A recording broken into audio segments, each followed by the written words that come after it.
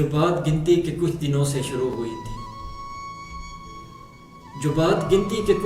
شروع ہوئی تھی وہ سال ہا سال تک چلی ہے، کئی زمانوں میں بٹ گئی ہے۔ میں ان زمانوں میں لمحہ لمحہ تمہاری نظروں کے بن رہا ہوں، میں اب تلک بھی تمہارے جانے کا باقی نقصان گن رہا ہوں۔ مجھے زمانہ یہ کہہ رہا تھا کہ رائی گانی مبالغہ ہے، بھلا تمہاری جدائی کا دکھ زماں مکاں کو ہلا رہا ہے۔ بھلا ریلیٹیویٹی کی سائنس کسی کے مڑنے سے منسلک ہے۔ انہیں بتاؤ تمہارے جانے کا دکھ اٹھا کر فقط اکیلا وہ میں نہیں تھا جو ذرا ذرا بکھر گیا تھا۔ تمہارے جانے کے کچھ دنوں میں ہمارا حاکم بھی مر گیا تھا، اور اس کی تھیوری کے کالے گڑھے جنہیں ہمیشہ تمہاری آنکھوں میں دیکھنا تھا، وہ میرے چہرے پہ پڑ گئے ہیں، وہ میری آنکھوں میں گڑ گئے ہیں۔ تمہارے جانے کے بعد سب کچھ یہ کسی کے زاویے پر پلٹ گیا ہے کہ میرا ہونا تمہارے ہونے سے منسلک تھا۔ تمہاری آنکھوں کی روشنی تھی تو میں بھی دنیا میں ہو رہا تھا، تمہارے لہجے کے سر ملے تھے تو میں بنا تھا، تمہارے ہاتھوں کا لمس ہاتھوں کو مل رہا تھا تو دیکھتا تھا ہمارے ہاتھوں کے ایٹموں کی دفاع کی قوت کشش میں کیسے بدل رہی ہے۔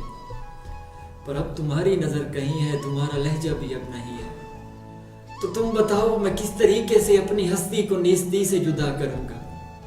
میں دنگ آنکھوں سے ساری دنیا کو دیکھتا ہوں اور اپنے ہونے کی کوئی علت تلاشتا ہوں۔ عجیب طرح کا بے نشاں بے مقام دکھ ہے، سمجھنے والے سمجھ گئے تھے یہ رائی گانی ہے۔ رائی گانی تمام صدیوں کا خام دکھ ہے، میں اب حقیقت سمجھ رہا ہوں، تمام دکھ تھا، تمام دکھ ہے۔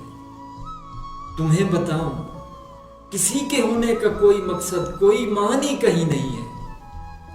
اگر تو نیچے نہیں مرا ہے تو اس سے پوچھو کیا کریں گے زمین پہ رہ کر؟ پلیں بڑھیں گے، بقا کی خاطر لڑے مریں گے، پھر اپنے جیسے کئی جنیں گے اور اس جہاں سے نکل پڑیں گے۔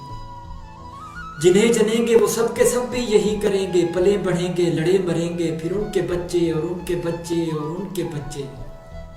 یہ کیا تماشا ہے، ہاؤ ہو ہے یہ زندگی ہے تو آخ تھو ہے۔